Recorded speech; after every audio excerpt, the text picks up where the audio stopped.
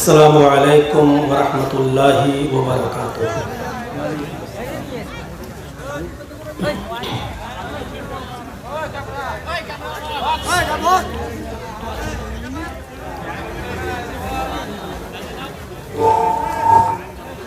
الحمدللہ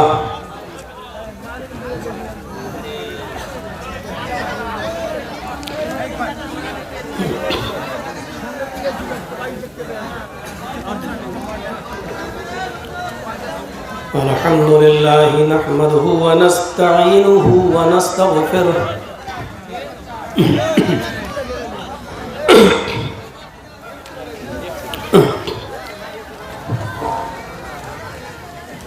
ونعوذ باللہ من شرور انفسنا ومن سیئات اعمالنا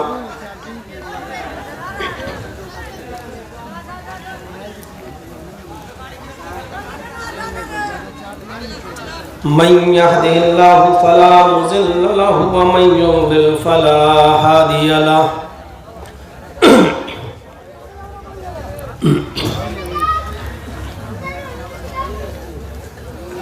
وأشهد أن لا إله إلا الله وحده لا شريك له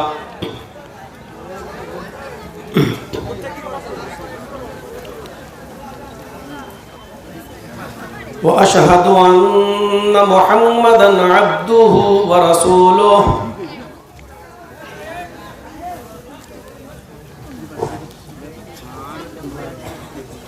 أما بعد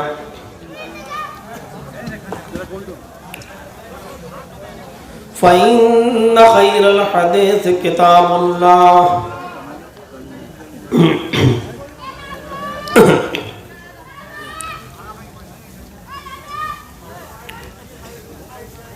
وخير الهدي هدي محمد صلى الله عليه وسلم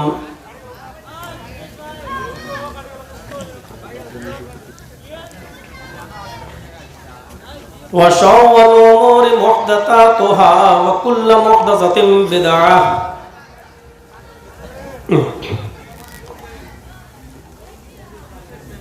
وكل بدعة ضلالة وكل ضلالة في النار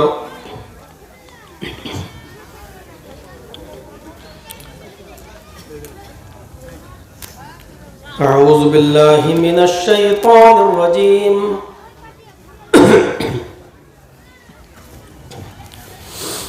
بسم الله الرحمن الرحيم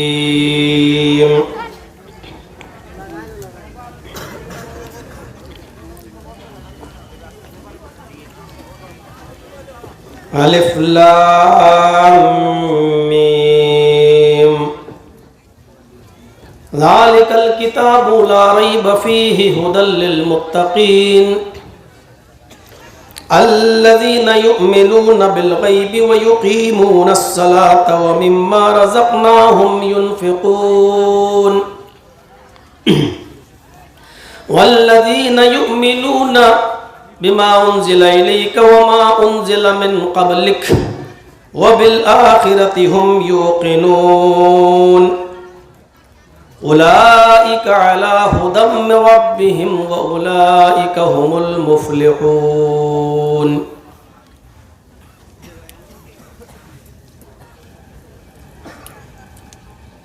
رب اشرح لي صدري ويسر لي أمري واحلل عقدة من لساني يفقهوا قولي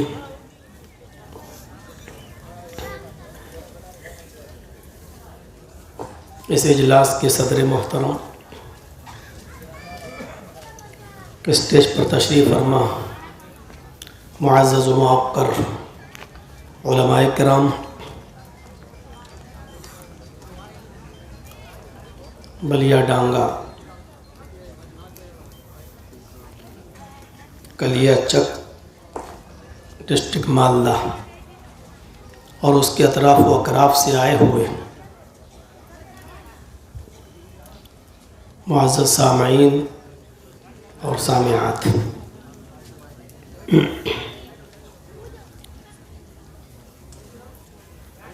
10 اور 11 دسمبر 2 روزہ پروگرام کا یہ پہلا دن ہے۔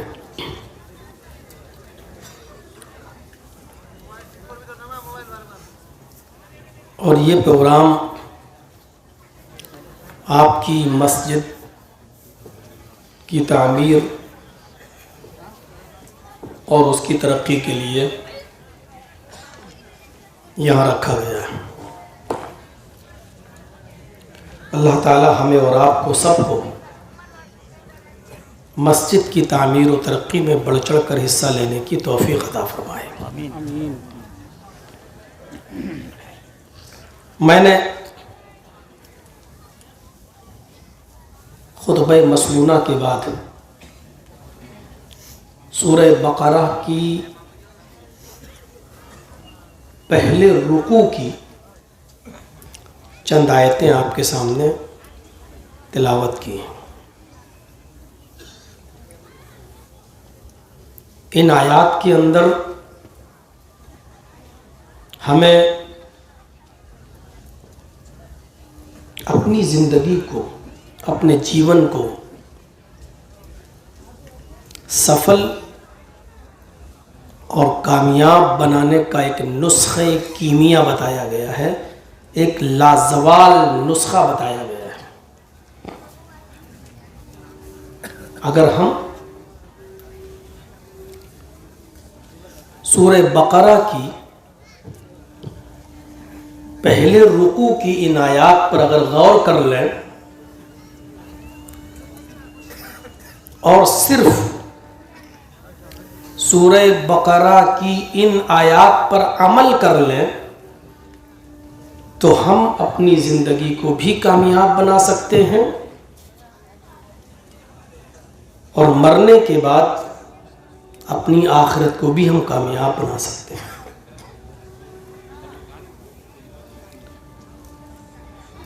کچھ تعلیمات، کچھ شکچھا، کچھ نصیحتیں کرنے کے بعد اللہ تبارک و تعالیٰ نے فرمایا اولئک علی ھدی من ربہم وَأُولَئِكَ هُمُ الْمُفْلِحُونَ۔ وہ نصیحتیں کیا ہیں؟ اس کا ایک ذکر ہو گیا ہے، ذَلِكَ الْكِتَابُ لَا رَيْبَ فِيهِ هُدًى لِّلْمُتَّقِينَ الَّذِينَ يُؤْمِنُونَ بِالْغَيْبِ وَيُقِيمُونَ الصَّلَاةَ وَمِمَّا رَزَقْنَاهُمْ يُنْفِقُونَ۔ یہ سب نصیحتیں ہیں، وعظ ہے، تذکیر ہے، اور ان نصیحتوں پر عمل کرنے والے کے لیے آخر میں کیا کہا گیا؟ اولئک علی ھدی من ربہم، یہی وہ لوگ ہیں جو اپنے رب کی ہدایت پر ہیں۔ وَأُولَئِكَ هُمُ الْمُفْلِحُونَ، اور یہی لوگ کامیاب ہیں۔ یعنی زندگی کو کامیاب بنانے کے لیے یہ نسخہ بتایا ہے۔ کون کامیاب ہیں؟ اس کی ایک لسٹ بتا دی گئی ہے۔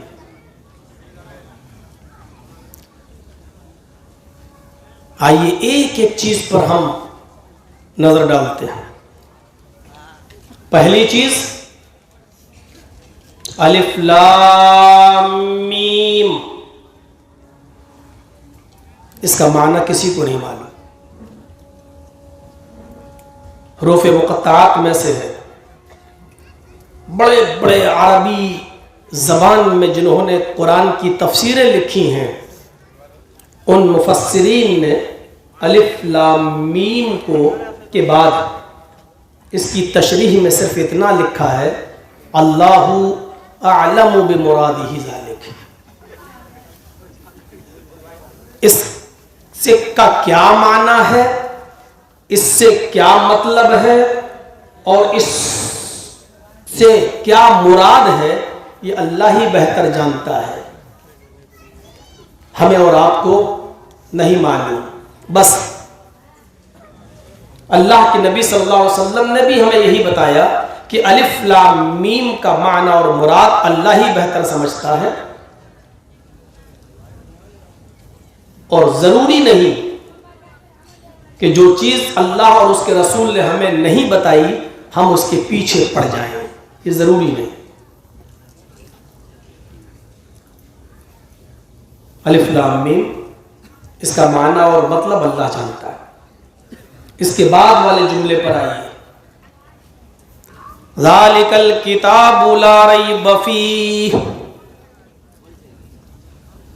جو لوگ قرآن پڑھتے ہیں، تلاوت کرتے ہیں، ان کو ایک نصیحت یہ کی جا رہی ہے پہلی کہ اس کتاب کو چھونے سے پہلے، اس کتاب کو پڑھنے سے پہلے، اس کتاب کی تلاوت کرنے سے پہلے اپنے دل میں یہ عقیدہ اور ایمان پیدا کر لو کہ یہ کتاب شک اور شبہ سے پاک ہے۔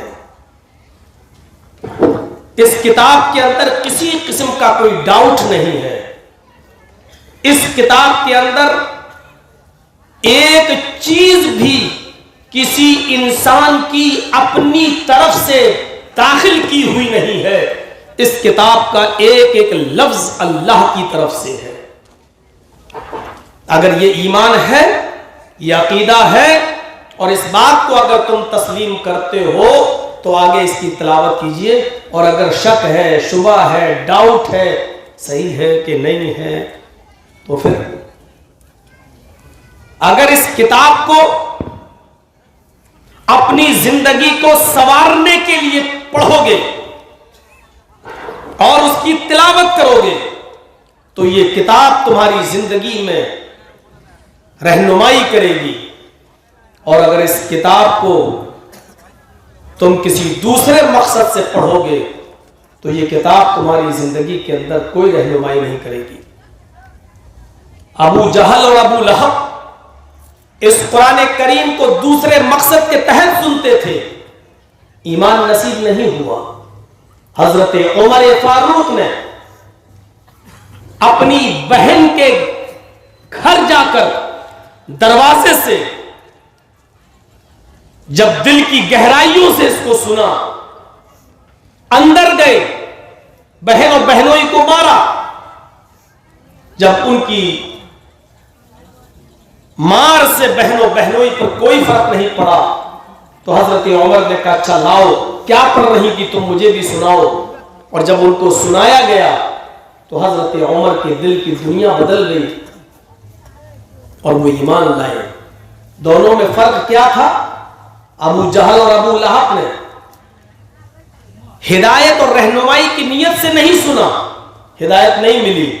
حضرت عمر فاروق نے جب اس کو رہنمائی اور ہدایت کے ارادے سے پڑھا تو ان کی دنیا بدلی، اور پھر ایسی دنیا بدلی کہ اس قرآن کی تعلیم کی برکت سے حضرت عمر نے اس دنیا کے آدھے حصے پر، آدھی دنیا پر تقریباً 22 لاکھ میل مربع میل زمین پر حکومت کر کے دکھلائی، اور دنیا کو پیغام دیا کہ دیکھو ایک بکریوں کے چرانے والے بھی حکومت کس طریقے سے کر کے دکھاتے ہیں۔ کہ حضرت عمر فاروق کی اس حکومت پر مہاتما گاندھی جیسی شخصیت یہ کہنے پر مجبور ہو گئی کہ عمر فاروق کا عدل، عمر فاروق کا نیائے، عمر فاروق کا انصاف اگر اس دنیا میں قائم کر دیا جائے اور لاگو کر دیا جائے تو یہ دنیا امن اور شانتی کا گہوارہ بن جائے گی اور خون خرابہ بند ہو جائے گا۔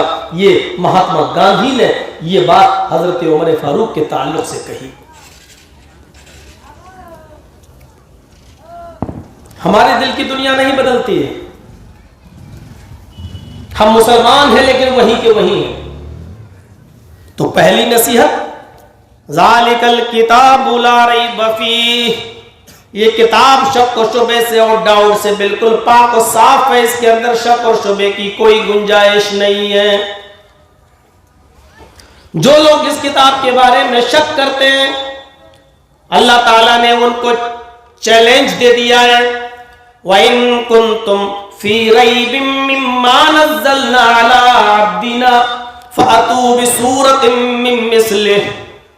لوگوں اگر اس کتاب کے بارے میں تمہیں شک ہے، اس کتاب کے بارے میں تمہیں ڈاؤٹ ہے، اس قرآن کے بارے میں اگر تمہیں ذرہ برابر بھی، چونٹی کے سر کے برابر بھی، مکھی کے سر کے برابر بھی، مچھر کے پر کے برابر بھی اگر تمہیں ڈاؤٹ ہے تو میں چیلنج دیتا ہوں، اللہ کہتا فَأْتُوا بِسُورَةٍ مِّن مِّثْلِهِ، تم ایک صورت ہی اس کی طرح بنا لاؤ۔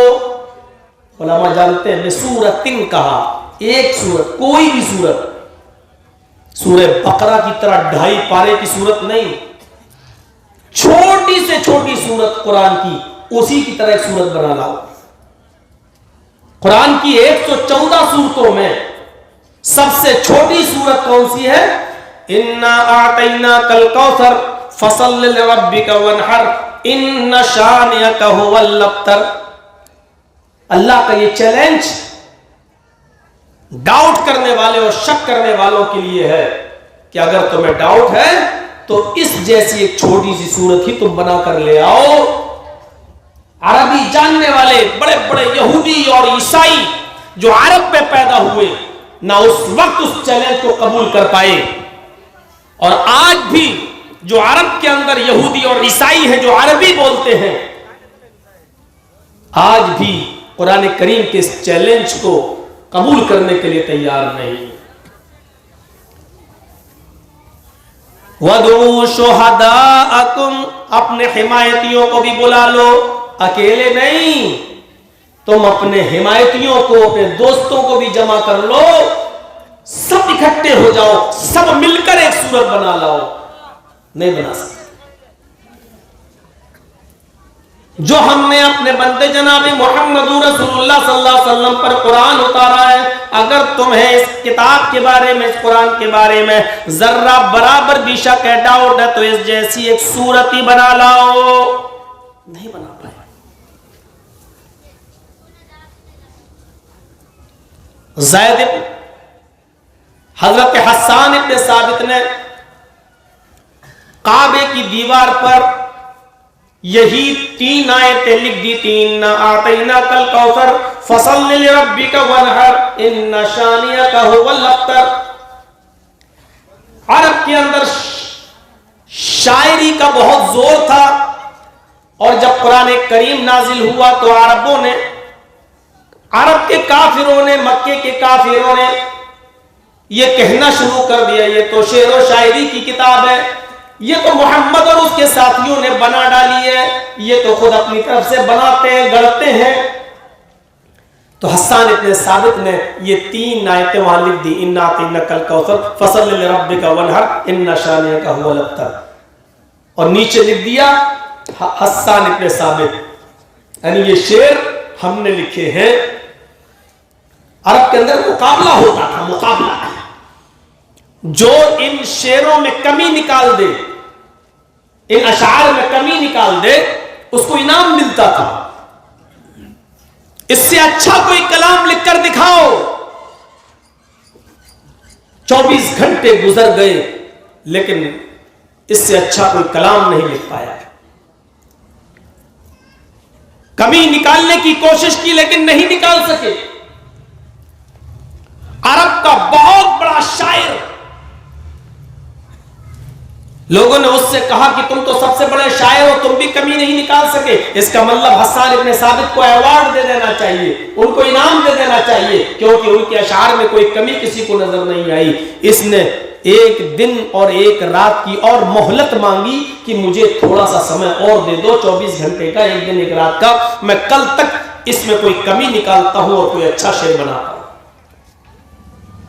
دے دیا گیا 24 گھنٹہ اور 1 رات 1 دن. دن بھر سوچتا رہا, کچھ نہیں ملا. رات بھر سوچتا رہا. ارے 2 لائن کا ایک شعر ہوتا ہے, یہ 2 شعر بھی نہیں ہے, 3 ہی لائنیں ہیں. اِنَّا أَعْطَيْنَاكَ الْكَوْثَرَ فَصَلِّ لِرَبِّكَ وَانْحَرْ, جو ایک شعر ہو گیا. اِنَّ شَانِئَكَ هُوَ الْأَبْتَرُ, چوتھی لائن کہاں گئی؟ یہی ایک کمی ملی. لیکن پھر کہتا ہے یہ کمی بھی نہیں ہے, کیونکہ جو 4 لائنوں میں بات پوری ہوتی ہے وہ 3 میں بھی پوری ہو گئی. پوری رات بھی اس نے کھپا دی لیکن اس کو کوئی کمی نظر نہیں آئی. جب اس کو کوئی کمی نظر نہیں آئی تو صبح اٹھ کر لوگوں نے دیکھا اور دروازہ کھولا خانہ کعبہ کا تو پوچھا ہے شاعر صاحب کیا کچھ کمی نظر آئی؟ ہاں ایک کمی نظر آئی. کیا؟ حسان ابن ثابت نے صرف 3 لائنیں لکھی تھی, اس میں چوتھی لائن کی کمی تھی. وہ چوتھی لائن میں نے اپنی طرف سے لکھ کر پوری کر دی. جب لوگ اندر گئے تو کیا پڑھتے ہیں؟ حسان ابن ثابت کی یہ 3 لائنیں لکھی ہوئی: اِنَّا أَعْطَيْنَاكَ الْكَوْثَرَ فَصَلِّ لِرَبِّكَ وَانْحَرْ إِنَّ شَانِئَكَ هُوَ الْأَبْتَرُ. اس کے بعد اس شاعر نے جو کمی نکالی وہ یہ تھی کہ 4تھی لائن اس نے اپنی طرف سے لکھ دی، لیکن اس لائن میں اس نے اپنی بے بسی کا، اپنی کمزوری کا اعتراف کرتے ہوئے لکھا: اِنَّا أَعْطَيْنَاكَ الْكَوْثَرَ فَصَلِّ لِرَبِّكَ وَانْحَرْ إِنَّ شَانِئَكَ هُوَ الْأَبْتَرُ. اس نے نیچے لکھ دیا 4تھی لائن: مَا هَذَا كَلَامُ الْبَشَرِ. لوگوں تم مجھ سے کمی پوچھتے ہو کہ اس میں کمی نکالو. یہ اوپر کی جو 3 لائنیں ہیں: اِنَّا أَعْطَيْنَاكَ الْكَوْثَرَ فَصَلِّ لِرَبِّكَ وَانْحَرْ إِنَّ شَانِئَكَ هُوَ الْأَبْتَرُ، یہ 3 لائنیں جن کو حسان ابن ثابت کہتے ہیں کہ یہ میرے اشعار ہیں، لیکن میں نے 4تھی لائن میں لکھ دیا: مَا هَذَا كَلَامُ الْبَشَرِ. یہ کسی انسان کا کلام ہو ہی نہیں سکتا، یہ کسی انسان کا کلام ہو ہی نہیں سکتا. حسان تم جھوٹ بول رہے ہو، یہ اشعار تمہارے نہیں ہیں.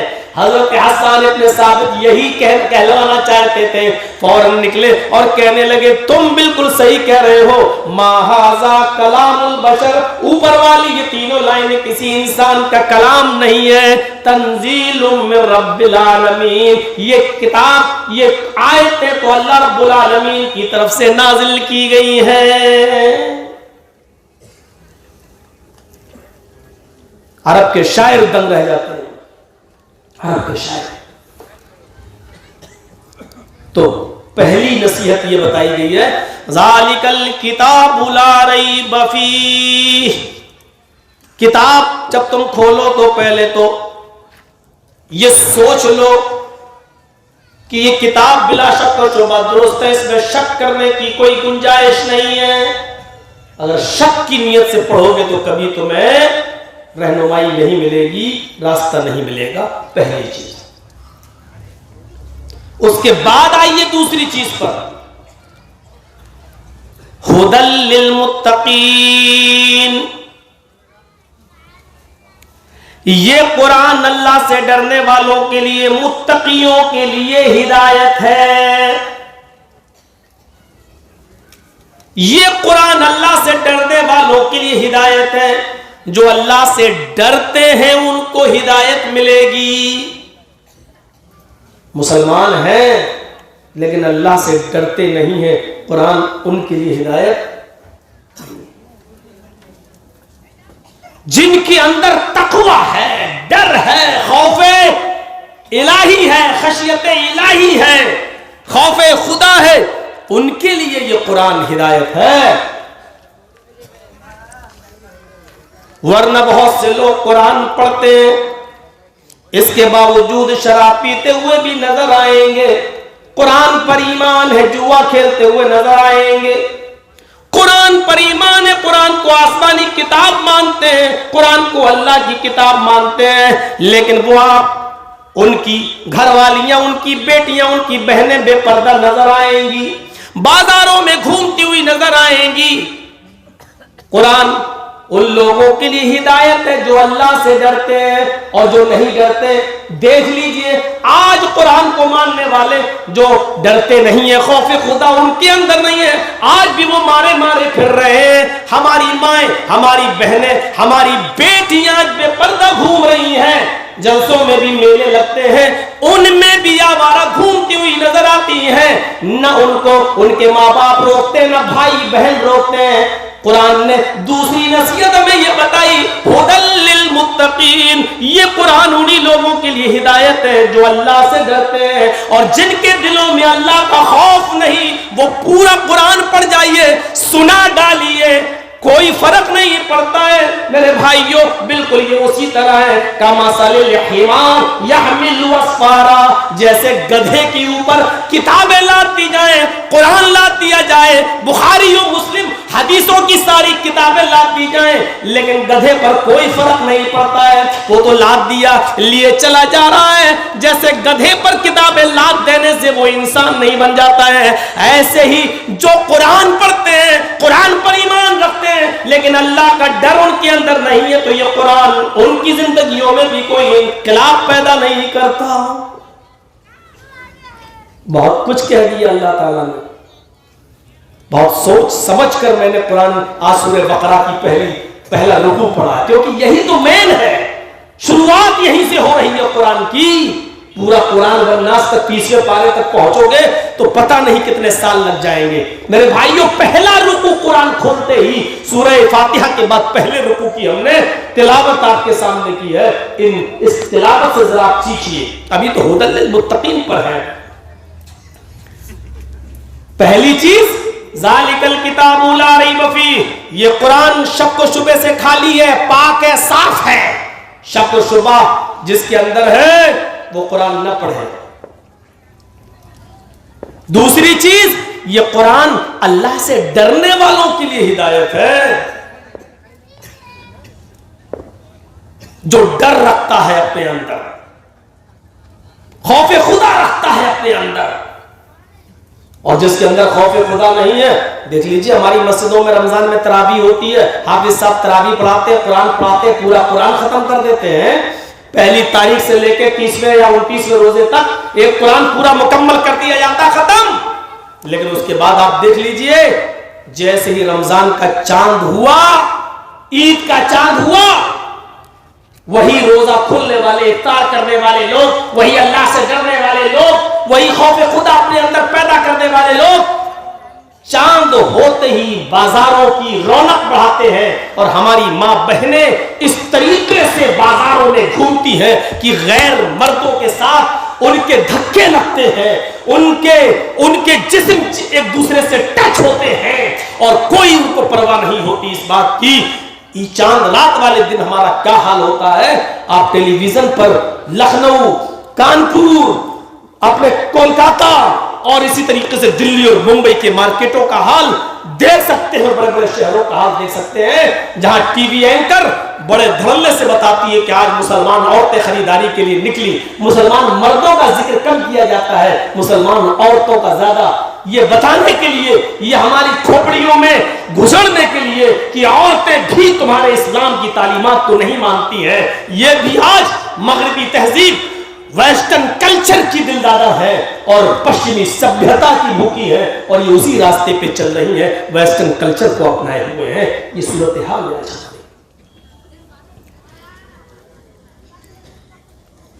हमारी जिंदगियों में कहां इनकलाब आ रहा है। मिर्च पहले तीखी थी, आज भी तीखी है। नमक पहले नमकीन था, आज भी नमकीन है। शक्कर पहले मीठी थी, आज भी मीठी है। नमक की तासीर नहीं बदली, मिर्च की तासीर नहीं बदली, शक्कर की तासीर नहीं बदली। और लोगों, कुरान जो पहले पढ़ते थे और सुनते थे, उनकी दुनिया बदल जाती थी। वो इस्लाम कबूल कर लिया करते थे, वो इस्लाम के हीरो बन जाया करते थे, वो इस्लाम के दिलदादा हो जाया करते थे, वो इस्लाम के नाम पर मरते थे और इस्लाम के नाम पर जीते थे। उनका ओढ़ना बिछोना इस्लाम हो जाया करता था। वो चलते थे तो इस्लाम के तरीके पर, वो उड़ते थे तो इस्लाम के तरीके पर, वो बैठते थे तो इस्लाम के तरीके पर, वो खाते थे तो इस्लाम के तरीके पर, वो शादियां करते थे तो इस्लाम के तरीके पर। उनकी जिंदगी का एक एक मिनट इस्लाम के उसूल और ज़ाब्तों पर चलता था। ये उनकी दुनिया बदल जाती थी। वो लोगों, जब नमक की और मिर्च की तासीर नहीं बदली तो कुरान की तासीर कैसे बदल गई? ये कुरान पढ़ने के बाद इंसान की दुनिया बदल जाती थी। लेकिन ये आज हम कुरान पढ़ते हैं वही के वही है। आज हम अपने घर को नहीं बदल सकते हैं, कलिया चक्कियां बदलेंगे, हम अपना घर चेंज नहीं कर सकते, हम बलिया डांगा क्या चेंज करेंगे, हम अपने घर में इस्लाम नाफिज नहीं कर सकते, हम पूरे मालदा में, फिर बंगाल में, फिर हिंदुस्तान में इस्लाम क्या नाफिज करेंगे? जो आदमी अपने घर में अपनी माँ, अपनी बहन और बेटी को इस्लाम की چہار دیواری میں قید نہ کر سکے اور اس کی زندگی میں اسلام نافذ نہ کر سکے، وہ پورے ہندوستان میں اسلام کیسے نافذ کرے گا؟ یہ امیدیں اب بالکل بیکار ہو گئی ہیں، اس کی امیدیں اب نہیں کی جا سکتی ہیں۔ اس لیے فرمایا بنیادی چیز ہے قرآن کو شک اور شبے کی نظر سے پاک و صاف رکھو۔ پھر دوسری شرط یہ ہے قرآن کو جب پڑھو تو اللہ کا ڈر و خوف خدا ہمارے دلوں میں ہونا چاہیے۔ ھدی للمتقین، یہ قرآن اللہ سے ڈرنے والوں کے لیے ہدایت ہے۔ یاد رکھنا، خوف خدا ہے تو قرآن سے ہدایت ملے گی، خوف خدا نہیں ہے تو امید چھوڑ دیجیے۔ آگے مرحلے بڑے سخت ہیں، آگے بتایا جا رہا ہے کتنی پریشانیاں آئیں گی۔ جب اللہ کا ڈر ہی نہیں تو ان پریشانیوں کو کیسے تو برداشت کرو گے؟ اسلام نام ہے قربانی دینے کا، ہم قربانی دینا جانتے ہی نہیں ہیں۔ آپ نے جلسہ کرایا، ایسے ہی تھوڑی جلسہ ہو گیا ہے، آپ نے قربانی دی ہے، 1 روپیہ 2 روپیہ 5 روپیہ 10 روپیہ 1000 روپیہ آپ نے دے کر یہ جلسہ کرایا ہے۔ اگر آپ نے یہ تعامل نہ کیا ہوتا، یہ قربانی نہیں دی ہوتی تو یہ جلسہ نہیں ہوتا۔ اسلام نام ہے قربانی دینے کا۔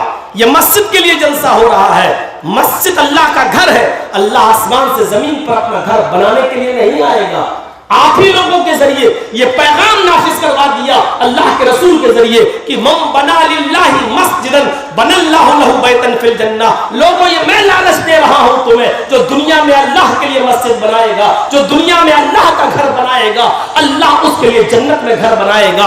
اگر تمہیں میرے اس لالچ پر یقین ہے اور جنت میں اپنا گھر چاہتے ہو تو دنیا میں میرے گھر کو آباد کرو، میرا گھر بناؤ۔ اگر میرا گھر دنیا میں بناؤ گے تو آخرت میں ہم تمہارا گھر بنائیں گے۔ تو مٹی اور چونے اور دانے سے، سیمنٹ سے ہمارا گھر بناؤ گے، ہم 1 اینٹ سونے کی اور 1 اینٹ چاندی کی، اس سے تمہارے گھر کو ہم تو تعمیر کریں گے، ہم تمہیں وہ گھر دیں گے۔ میرے پیارے ساتھیوں، اگر اللہ کے نبی کے دیے ہوئے اس لالچ پر اگر ہمارا یقین اور ایمان ہے تو ہم بڑھ چڑھ کر آگے بڑھیں، اور نہیں ہے خوف خدا ہمارے اندر تو ہمیں ہدایت نہیں مل سکتی۔ ذالک الکتاب لا ریب فیہ ھدی للمتقین، اللہ سے ڈرنے والوں کے لیے ہدایت ہے۔ اب اللہ سے ڈرنے والوں کی تیسری قسم کی طرف قرآن اشارہ کر رہا ہے۔ کن لوگوں کے لیے اللہ سے ڈرنے والے کون ہیں؟ الذین یؤمنون بالغیب۔ ایک ایک چیز پر آئیے۔ الذین یؤمنون بالغیب، جو غیب پر ایمان رکھتے ہیں۔ غیب پر ایمان کا کیا معنی ہے؟ غیب پر، چھپی ہوئی چیزوں پر ایمان رکھتے ہیں۔ چھپی ہوئی چیزیں بھی ہیں، ہاں، جو ہمارے سامنے نہیں ہے لیکن ہے۔ جیسے اللہ کو ہم نے دیکھا نہیں لیکن ایمان ہونا چاہیے۔ جنت کو ہم نے دیکھا نہیں لیکن ایمان ہونا چاہیے۔ جہنم کو ہم نے دیکھا نہیں لیکن ایمان ہونا چاہیے۔ یہ قرآن کن لوگوں کے لیے ہدایت ہے؟ جو چھپی ہوئی غیب کی چیزوں پر یقین رکھتے ہیں، جو غیب پر ایمان رکھتے ہیں۔ ہم نے جنت دیکھی نہیں لیکن جنت پر یقین، جہنم دیکھی نہیں لیکن جہنم پر یقین، فرشتوں کو دیکھا نہیں لیکن فرشتوں پر یقین، اللہ کو دیکھا نہیں لیکن اللہ پر یقین، جناتوں کو دیکھا نہیں لیکن جناتوں پر یقین کہ ہاں ہے ایک مخلوق اور اس کو اللہ تعالیٰ نے صرف اپنی عبادت کے لیے پیدا کیا۔ وَمَا خَلَقْتُ الْجِنَّ وَالْإِنسَ إِلَّا لِيَعْبُدُونَ، میں نے جنوں کو اور انسانوں کو صرف اور صرف اس لیے پیدا کیا تاکہ وہ میری عبادت کریں، میری پوجا کریں، میری بھکتی کریں، میری تپسیا کریں، میری عبادت کریں اور میرے علاوہ کسی کی عبادت نہ کریں۔ میں نے انسانوں کو، جنوں کو اور انسانوں کو، جناتوں کو اور انسانوں کو صرف اپنی عبادت کے لیے پیدا کیا۔ تو غیب پر یقین رکھنا، چھپی ہوئی چیزوں پر یقین رکھنا، یہ قرآن ان لوگوں کے لیے بھی ہدایت ہے۔ الذین یؤمنون بالغیب، جو غیب پر، جو چھپی ہوئی چیزوں پر یقین رکھتے ہیں۔ اللہ پر یقین کا مطلب یہ ہے کہ اللہ کو دیکھا نہیں لیکن اللہ کو مانتے ہیں. جب ایک چھوٹی سی سوئی اور ماچس کا کھوکھلا، ماچس کا ایک ڈبی جب بغیر کسی بنانے والے کے نہیں بن سکتی ہے، ایک ماچس کی تیلی اور ایک چھوٹی سی سوئی جب بغیر کسی بنانے والے کے نہیں بن سکتی ہے، تو اتنی بڑی زمین، اتنا بڑا آسمان، اتنے ستارے اور اتنے سیارے اور 2,40,000 میل کی بلندی پر چمکنے والا چاند اور 9,30,00,000 میل کی بلندی پر چمکنے والا سورج، 1,40,00,000 ڈگری سینٹی گریڈ گرمی جس سورج کے اندر، میرے بھائیوں اس کو بغیر کسی بنانے والے کی یہ ساری چیزیں وجود میں کیسے آ سکتی ہیں؟ سورج کی گرمی ہمیں اتنی ملتی ہے جتنی ہم برداشت کر سکیں، اس سے زیادہ نہیں. تھوڑی سی زیادہ ہو جاتی ہے تو ہم اپنے گھروں سے باہر نکل آتے ہیں اور اپنے گھر میں ایئر کنڈیشن چلانے لگتے ہیں. میرے بھائیوں تھوڑی سی بارش اگر زیادہ ہو گئی تو بہار و بنگال میں باڑھ و سیلاب کی شکل اختیار کر لیتا ہے. ذرا اندازہ لگائیے، آسمان سے ہونے والی بارش بھی اتنی مقدار میں ہوتی ہے جتنے میں ہمارے اناج پک سکے، ہمارے اناج تیار ہو سکے. لمٹ میں بارش کا ہونا، لمٹ میں بارش کا ہونا، لمٹ میں سورج کی گرمی ملنا، لمٹ میں چاند کی روشنی ملنا، لمٹ کے اندر رات آنا، اور سونے کے بعد اپنی نیند پوری کرنے کے بعد پھر دن کا آ جانا اور ایک متعینہ مقدار کے اندر دن کی روشنی کا ہمیں ملنا، پھر رات کا آنا، دن کا جانا، دن کا آنا، رات کا جانا، پھر موسم سرما و گرما، سردی و گرمی کے موسم اور بارش کے موسم، اور لمٹ، ہر چیز لمٹ. ہوا کا اتنی لمٹ میں چلنا جتنا ہم برداشت کر سکتے ہیں، زیادہ لمٹ میں آ جائے تو آندھی اور طوفان کی شکل اختیار کر لیتا ہے. ہزاروں لوگ طوفان میں، سونامی کی لہروں میں تباہ و برباد ہو جاتے ہیں.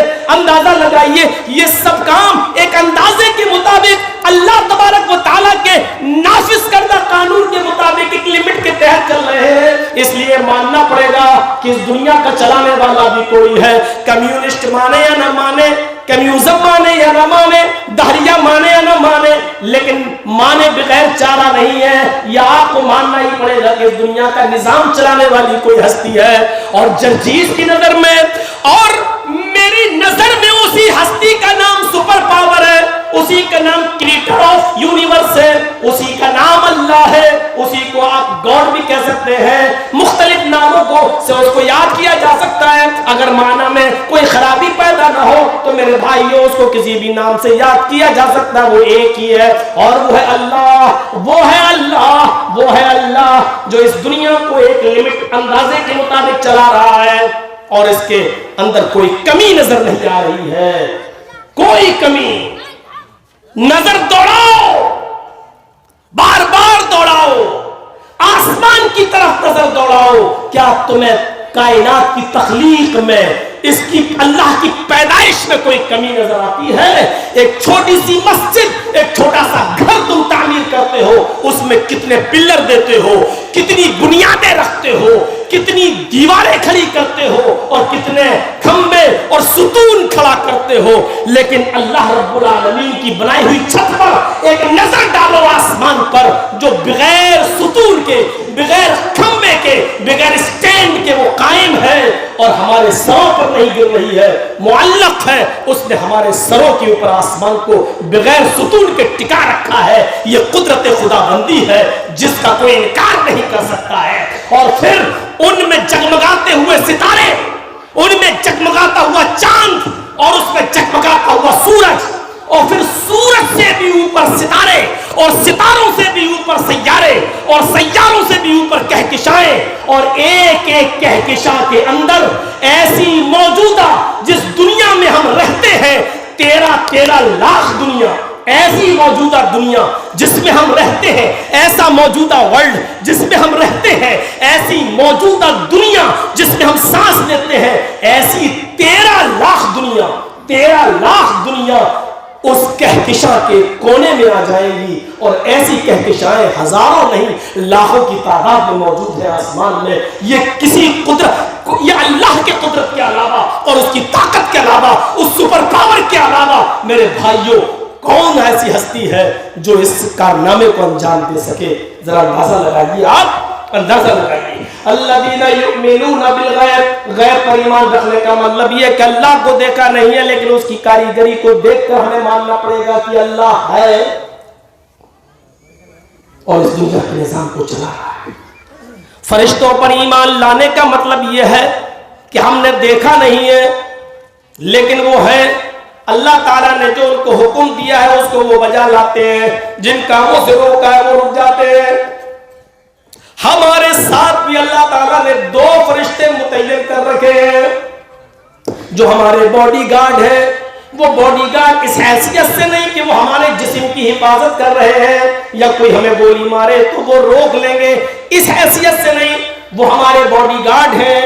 ایک داہنے کاندھے پر ایک بائیں کاندھے پر، وہ باڈی گارڈ یہ کہ ہماری زبان سے جو لفظ نکلتا ہے اچھا نکلا تو داہنے کاندھے پر بیٹھے ہوئے فرشتے نے اس کو نوٹ کر لیا، اور غلط نکلا تو بائیں کاندھے پر بیٹھے ہوئے فرشتے نے اس کو نوٹ کر لیا۔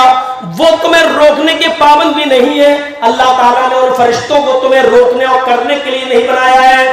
وہ کوئی فرشتہ تم سے یہ نہیں کہہ سکتا چل نماز پڑھنے چل، برائی لکھنے والا فرشتہ یہ نہیں کہہ سکتا کہ تو شراب پی، لیکن آپ اچھا کر رہے ہیں بس ان کو لکھنے کے لیے بھیجا ہے، تمہاری اچھائیاں لکھیں گے۔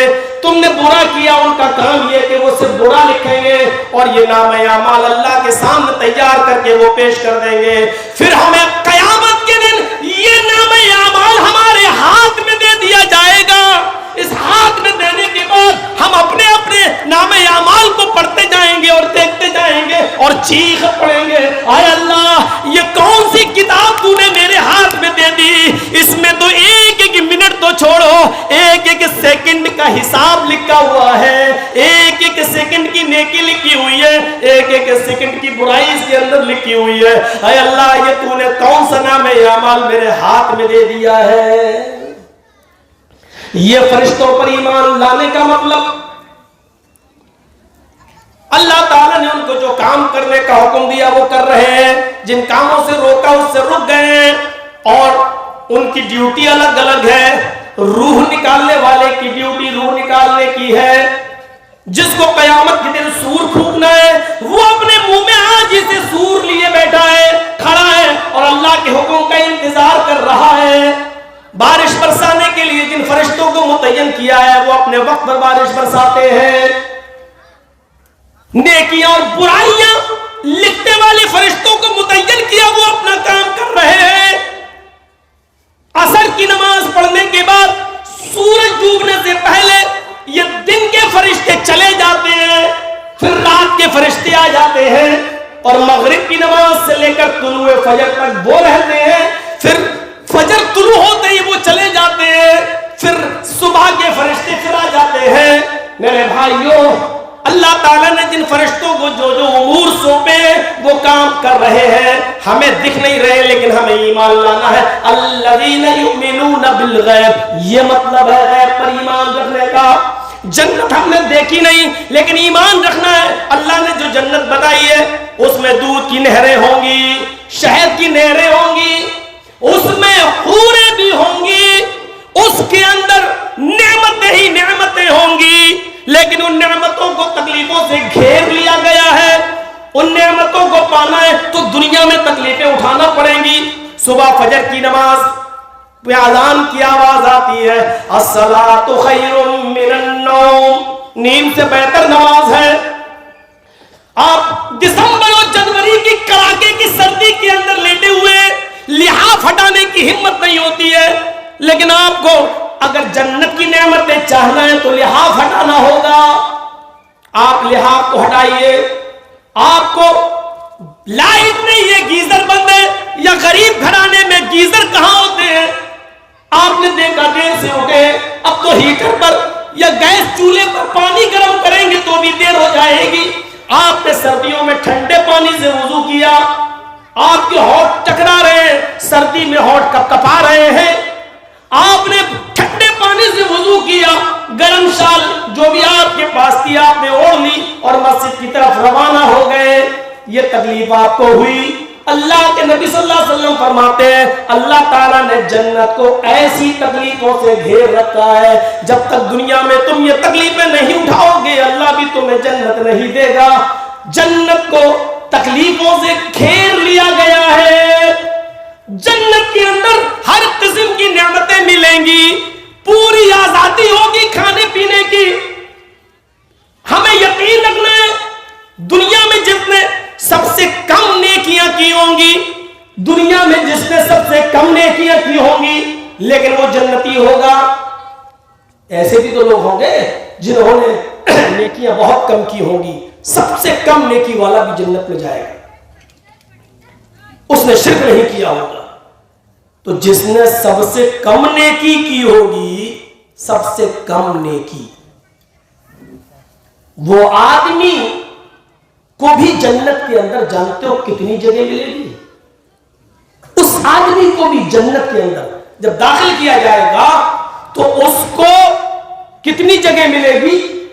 ایک گھوڑے پر بیٹھ کر, بخاری شریف کی حدیث ہے, ایک گھوڑے پر بیٹھ کر آپ سفر کریں, نان اسٹاپ وہ گھوڑا دوڑتا رہے, 100 سال کے بعد جہاں رکے گا, 100 سال نان اسٹاپ کہیں نہ رکے, 100 سال کے بعد وہ جہاں رکے گا, 100 سال میں اس نے جتنی دوری طے کی ہوگی اتنی جگہ ایک آدمی کو ملے گی. یہ اس آدمی کی جگہ ہے جس نے دنیا میں سب سے کم نیکیاں کی ہوں گی.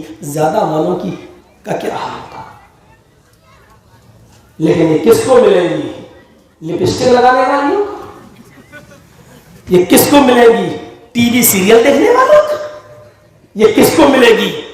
اپنی بہنوں بیٹیوں کے ساتھ ڈرامے دیکھنے والوں کو. یہ کس کو ملے گی؟ ان بہنوئیوں کو جو اپنی سالیوں کو موٹر سائیکل میں بٹھا کے گھماتے ہیں ان کو. یہ کس کو ملے گی؟ جو اپنی بھابھیوں کو موٹر سائیکل میں بٹھا کے کلیا چک اور نالا گھما رہے ہیں ان کو. یہ کس کو ملے گی؟ اور کس کے لیے ہم سنانے آئے ہوئے ہیں؟ کڑوے وچن سننا پڑیں گے, تمہیں نہیں تمہارے باپ کو بھی سننا پڑے گا. یہاں پاور ہے, جب تک میں بیٹھا ہوں تب تک یہ پاور ہے مجھے بولنے کا. کیسے کیسے لوگ ہیں کمینے اپنے داماد کے ساتھ کہتے ہیں بیٹا لے جا اپنی سالی کو اسکول چھوڑ دینا, یہ سسر ہے. اس سے بہتر تھا کہ تو مر جاتا, سسر نہ کہلاتا. تیری ایمانی غیرت جاگی نہیں ہے. کیسے تو گوارا کر لیتا ہے کہ تیری موٹر سائیکل پر تیری وہ بیٹی سوار نہیں ہوتی ہے جس کو تو نے شادی کر کے اس کے ساتھ بھیجا ہے, اور اپنی دوسری بیٹی جو اس کی سالی لگتی ہے اس کو اسکول چھوڑنے کے لیے بھیجتا ہے. اس سے بڑی بے غیرتی اور بے شرمی کیا ہو سکتی ہے؟ ہمارا سماج, ہماری سوسائٹی اس کو بے شرمی نہیں مانتی ہے, لیکن سن لو, شریعت اس کو بے شرمی مانتی ہے, اسلام اس کو بے شرمی مانتا ہے, قرآن اس کو بے شرمی مانتا ہے, حدیث اس کو بے شرمی مانتی ہے. ہم تو بولیں گے بہت سخت بول دیے مولانا, کیا کروں, مرض بھی اتنا پرانا ہو گیا ہے کہ بغیر آپریشن کے ٹھیک نہیں ہوگا. کریں کیا؟ ہومیوپیتھک دوا سے علاج کر کر کے تھک گئے ہیں. اب تو ہومیوپیتھ کے بارے میں ڈاکٹروں نے یہ کہنا شروع کر دی مرنے کے بعد فائدہ کرتی ہے. تو اب کیا کیا جائے؟ آپریشن کرنا پڑتا ہے. الذین یؤمنون بالغیب, جو غیب پر یقین رکھتے ہیں, یہ جنت کی ایک نعمت ایک آدمی کو اتنی جگہ ملے گی. حور, دیکھا سب کی نظریں میری طرف, حور کے بارے میں سننا ہے.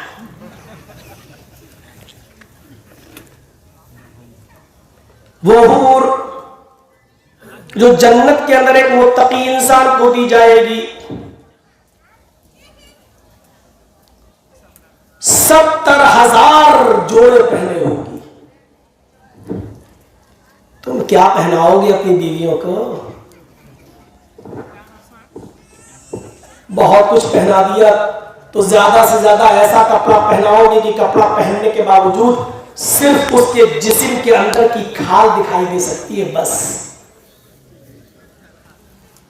جنت کے اندر حور کو جو کپڑے پہنائے جائیں گے ان کی تعداد 70,000, اور 70,000 کپڑے پہننے کے باوجود ان کپڑوں کے اندر سے اس حور کی پنڈلی, یہ پنڈلی ہوتی ہے, یہ پنڈلی، اور اس پنڈلی کے اندر بھی آپ دبا کر دیکھیں گے تو ہڈی ملے گی آپ کو، ہڈی بون کی ہڈی۔ 70,000 کپڑے پہننے کے بعد بھی ان عورتوں اور حوروں کے پیروں کی پنڈلی کی ہڈی، اور اس ہڈی کے اندر جو مغز، جو گودا ہوتا ہے، وہ گودا بھی باہر سے نظر آئے گا، لیکن اس کو جس کو وہ حور ملے گی، اس کو ان حوروں کی تلاش میں گھومو یار۔ ان کے پیچھے پھرتے ہو جو ناک جھاڑ دے تو دیکھی نہ جائے، ان کے پیچھے اپنی زندگی تباہ کرتے ہو، عبادتیں برباد کرتے ہو، جن کو تھوڑی سی کھانسی ہو جائے تو ڈر لگتا ہے کہ کرونا نہ ہو جائے۔ آج تو عورتیں بڑی گالی دے رہی ہوں، مولوی ہمارا ان حوروں کو پانے کے لیے ہدی للمتقین، آپ کی بیویاں بھی آپ کو ملیں گی، اور حدیث میں یہ بھی آتا ہے کہ آدمی، اللہ پوچھے گا بیوی چاہیے کہ اللہ دنیا میں تو بہت کے آیا ہوں یہاں چاہیے، اللہ کہے گا اچھا اس کی بیوی نے بھی نیک عمل کیے تھے، یہ بھی جنتی ہے، جاؤ اس کو بھی۔ اب وہ سوچ رہا ہوگا جب بھی کھچ نہ ہو، دنیا میں تو بڑی کھچ کرتا ہوتی تھی، لیکن جب اللہ کہے گا پردہ ہٹاؤ، جب اس کی بیوی کا پردہ ہٹایا جائے گا تو وہ جنت کی حور سے بھی زیادہ خوبصورت ہوتا ہے۔ لیکن یہ وہی عورت ہوگی جو اللہ سے ڈرنے والی ہوگی، یہ گھومنے پھرنے والی نہیں۔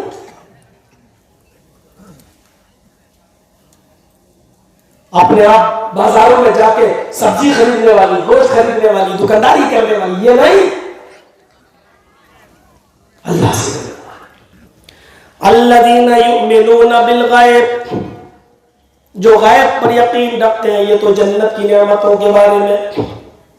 جہنم دیکھی نہیں لیکن جہنم کا بھی خوف ہے، سردی ہو رہی ہے۔ جہنم کو دیکھا نہیں لیکن جہنم کا خوف، جہنم کا ڈر ہمارے دل و دماغ میں ہونا چاہیے۔ یہ یؤمنون بالغیب میں یہ ساری چیزیں شامل ہیں۔ جیسے جنت کی نعمتیں ہیں، ایسے ہی جہنم کی بہت سی قباحتیں ہیں، بہت سی قباحتیں جہنم کی۔ جنت کی نعمتوں کی انتہا نہیں، جہنم کے عذاب کی بھی انتہا نہیں۔ جانتے ہو بہت گرم ہے کیا؟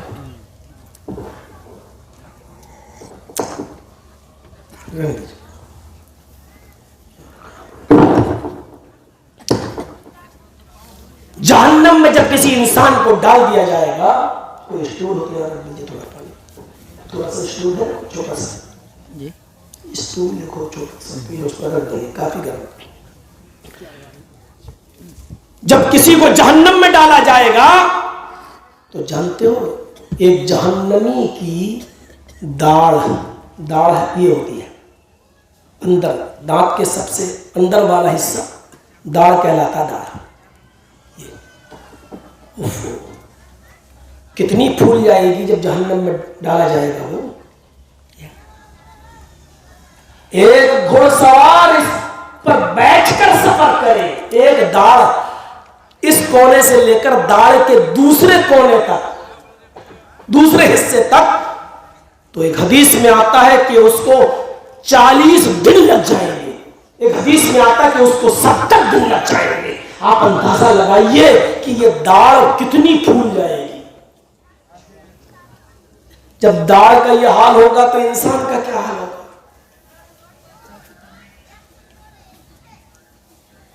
لابثین فیہا احقابا، پڑھے ہوگا قرآن؟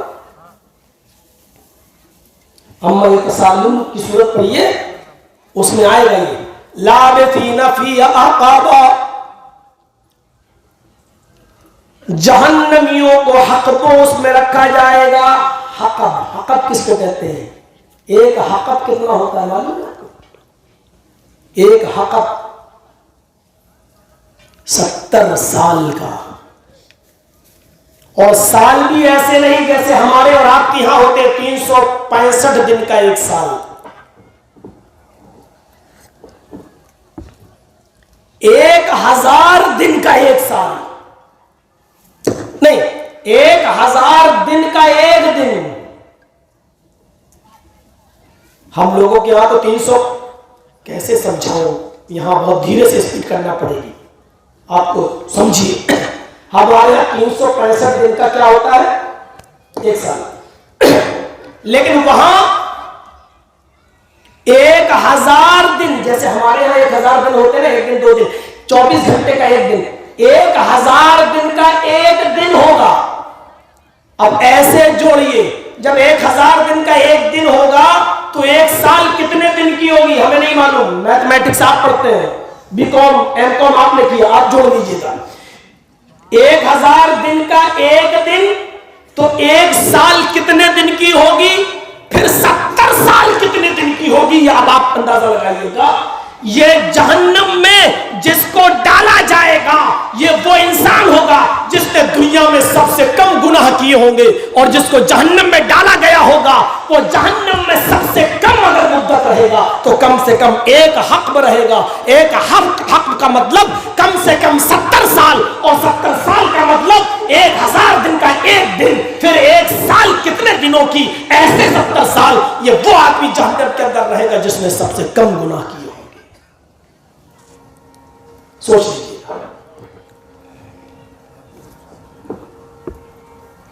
بہت آسان ہے نا, گناہ کرنا بہت آسان ہے, لیکن یہ ایمان ہمیں رکھنا پڑے گا. جہنم کی جو اللہ کے نبی نے جو نقشہ کھینچا ہے وہ ہمیں ماننا پڑے گا.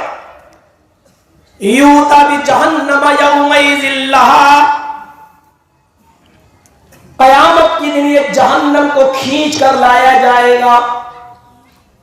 70,000 زمام, 70,000 لگامیں ڈال کر جہنم کو لایا جائے گا. کتنی لگامیں؟ گھوڑے کے اندر لگام ڈالی جاتی ہے اس کو کھینچنے کے لیے, جہنم کے اندر کتنی لگامیں پڑی ہوں گی؟ 70,000. مع کل زمام 70,000 ملک یجرونها. مسلم شریف کی روایت ہے, ایک ایک لگام کو 70,000 فرشتے پکڑے ہوں گے. کتنے؟ 70,000. لگامیں کتنی ہوں گی؟ 70,000. اور ہر ایک لگام کو کتنے فرشتے کھینچ رہے ہوں گے؟ 70,000. اور ایک فرشتے کی طاقت کا حال کیا ہوگا آپ کو معلوم ہے؟ بخاری تفسیر ابن کثیر کے اندر نقل کیا گیا ہے کہ حضرت جبریل کے 360 پر ہیں. کتنے پر ہیں؟ 360 پر. کس کے؟ جبریل کے. جس دنیا میں ہم رہتے ہیں ایسی 50,000 دنیا جبریل اپنے ایک پر اٹھا سکتے ہیں. 360 پر نہیں, ایک پر اٹھا سکتے ہیں اور اس کو زمین و آسمان کے بیچوں بیچ لے جا کر پٹک سکتے ہیں. یہ جبریل کے ایک پر کی طاقت کا حال ہے, 360 پروں کی نہیں, ایک پر کی طاقت کا حال یہ ہے. تو 360 پر, اور جب جبریل کی طاقت کا یہ حال ہے تو ایک لگام کو 70,000 فرشتے کھینچ رہے ہوں گے, تو 70,000 لگاموں کو کتنے فرشتے, پھر جہنم کی طاقت کا اندازہ لگائیے. جب جہنم کو بیچوں بیچ میں لایا جائے گا, وہ قلت بثلاث, جہنم کہے گی مجھے 3 لوگوں کی ضرورت ہے, میرے اندر 3 قسم کے لوگ ڈالے جائیں, 3 قسم کے لوگ مجھے چاہیے. یعنی اللہ کو جس کو ڈالنا ہو تیری مرضی, لیکن میری مرضی یہ ہے کہ 3 قسم کے لوگ میرے اندر ڈالے جائیں. سب سے پہلے 3 لوگوں کو لاؤ. اللہ پوچھے گا کون؟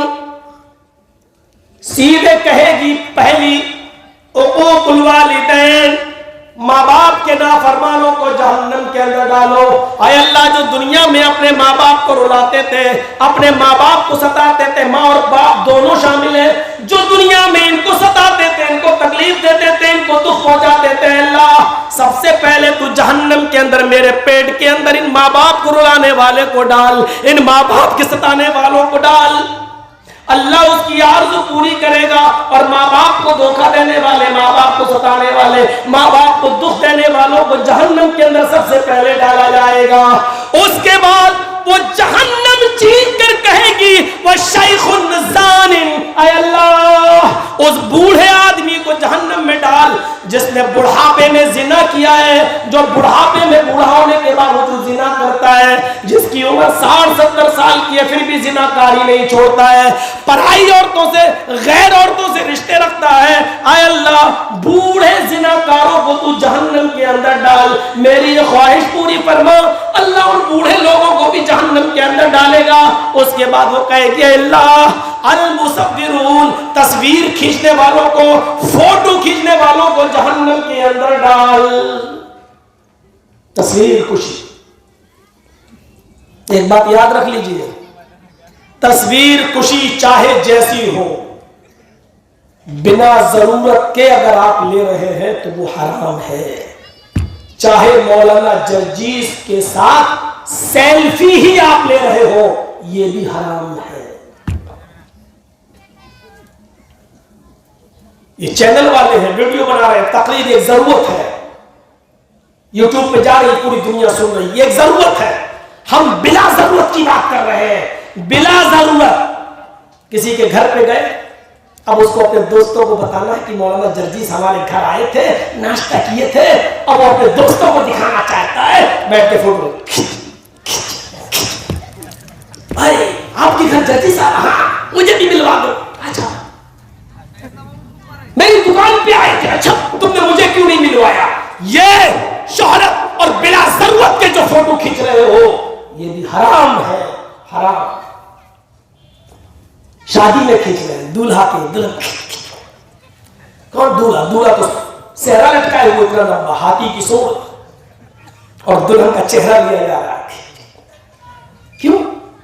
आदमी दूल्हा थोड़ी देखता है, दुल्हन देखता है खूबसूरत है कि नहीं। दूल्हा तो चलता है पहलुए हूर में लंगूर, खुदा की औरत की खूबसूरती नजर आनी चाहिए। दूल्हा तो काला कलूटा भी वो भी चलेगा,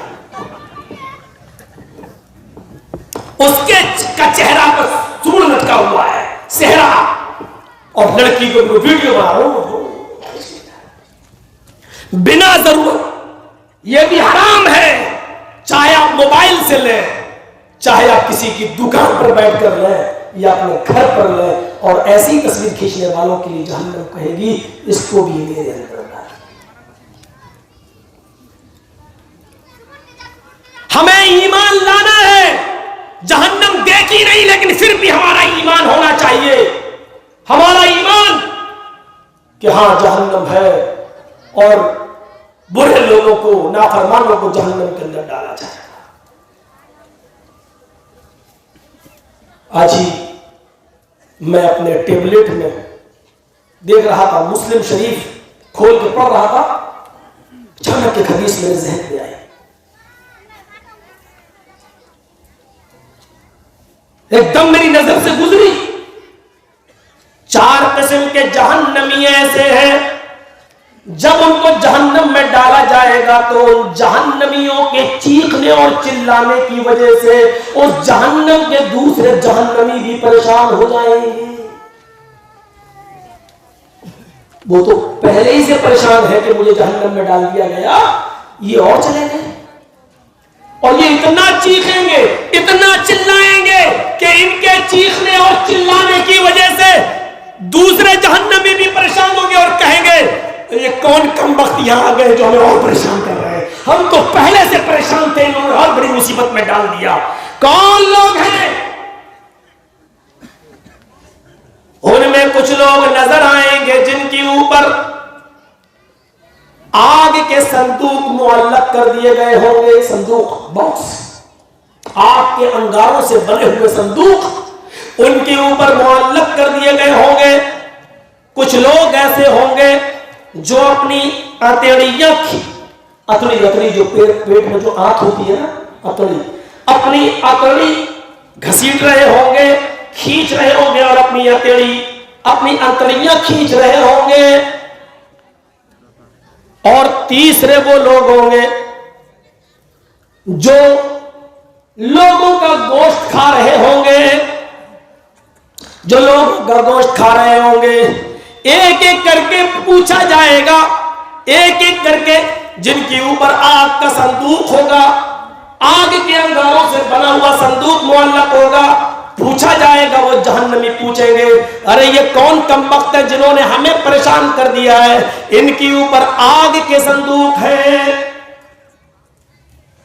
उनको बताया जाएगा जहन्नमियों को, ये आग के अंगारों से बने हुए संदूक जिनके सरों पर है, ये वो लोग हैं जो दुनिया में लोगों का माल नाजायज तरीके से खा लिया करते थे, कर्जदार होकर मरे थे, लोगों की अमानतों में खयानत करके मरे थे।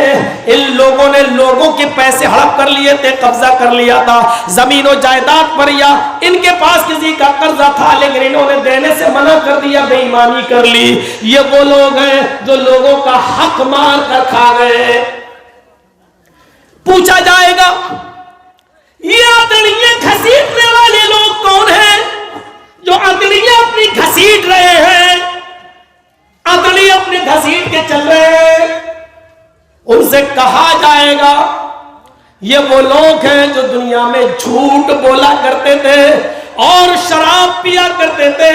ये झूठ बोल बोलकर लोगों का मजाक उड़ाया करते थे और झूठ बोला करते थे।